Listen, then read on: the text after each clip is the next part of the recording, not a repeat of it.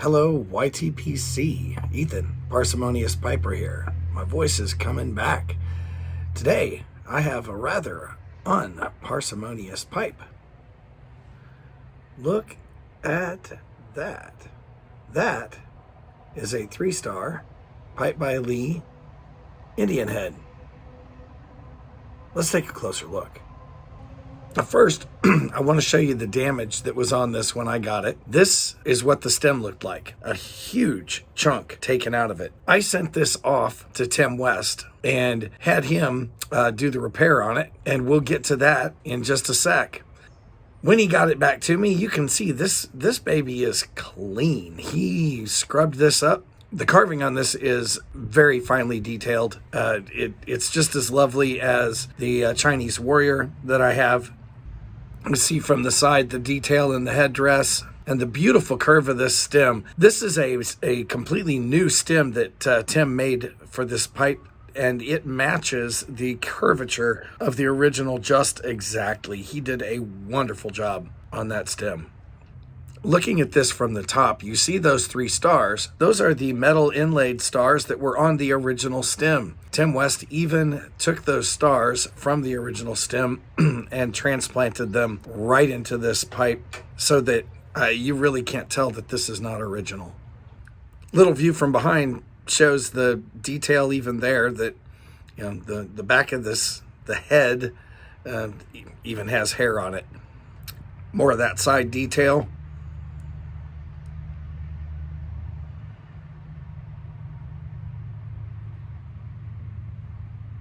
A look at the bottom shows you the shape of the pipe itself as it sits in your hand. This is actually a pretty comfortable smoker. It isn't just a pretty gimmick. For anyone who's interested, this is Tim's business card. He did a fantastic job at what I think was a very fair price. Now, as I said, this is definitely not a parsimonious pipe. In addition to the cost of purchasing the pipe itself, having to send it off and have somebody with Tim's skills repair that stem, replace the stem. That didn't come cheaply. It was extremely reasonable, as I said, considering what he did. This stem is just perfect. The button matches the Pipe by Lee buttons, and those stars are just gorgeous. He did a wonderful job. Can't say that enough. In it, what am I smoking today? Well, this last weekend, I had the opportunity to drop into Milan.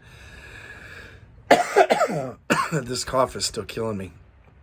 Completely dry cough. Unproductive. And not related to my pipe. I got to stop in Gatlinburg earlier, my other favorite B&M. Give me just a second. All right, we're back. Let's see if that's the last interruption. I got to stop in the Gatlinburg earlier and spend a couple hours talking with Richard and David there. Absolutely wonderful time. One of the samples that I picked up is their Cumberland. Now this is sort of a Balkan blend with just a very light touch of a black Cavendish. And I think it's a vanilla black Cavendish. It's very slightly sweet. Just a hint of sweetness. If you are an aromatic fan and would like to dip your toes into English, this might be a good one for you. Just very lightly sweet. The Latakia is not overwhelming.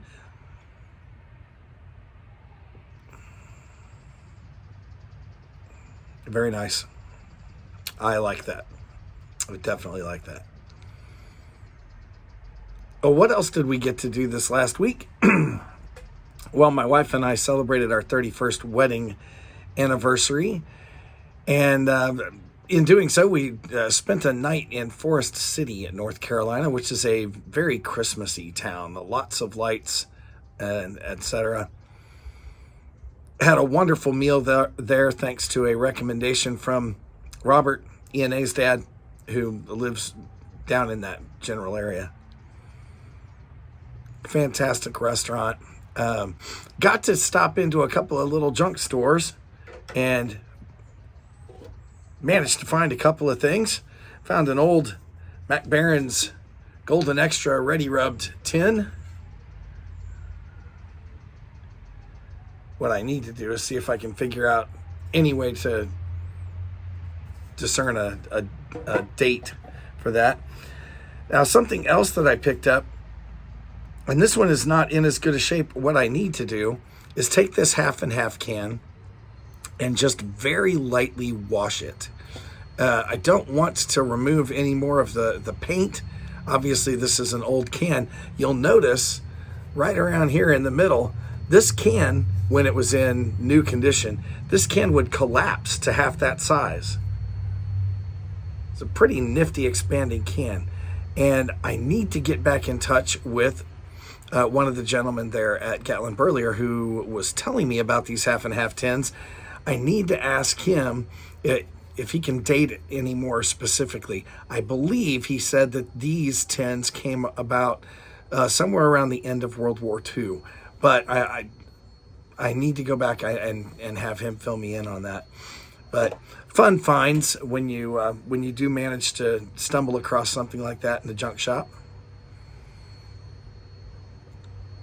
That's always just, like I said, it's just fun.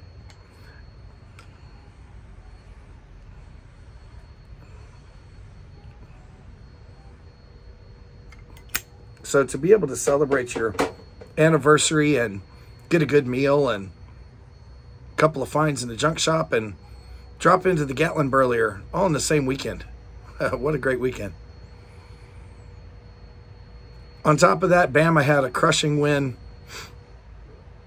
and the SEC in general had pretty good days with Tennessee and Georgia coming out on top.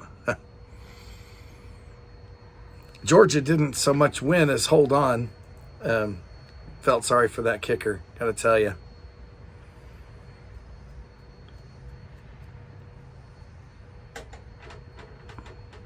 But it turned out well for those of us who are SEC fans. All right. Last order of business today. Haven't done this in a while since I haven't been on. Let's do some shout outs. As always, I'm going to start with the guys who are non-presenters. First up, JHC, Lance Johnston, Scott McClendon, NSPD2,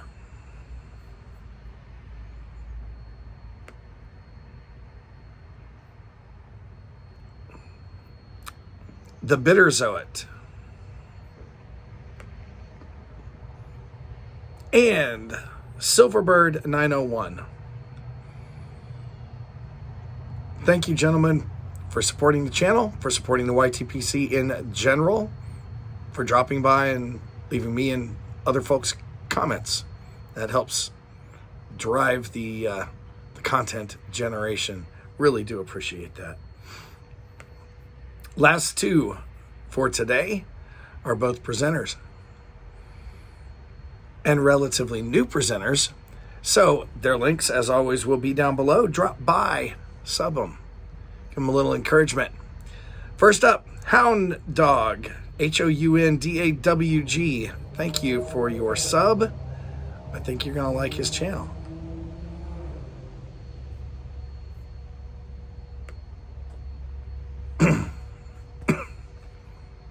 And last but definitely not least, the Greybeardpiper.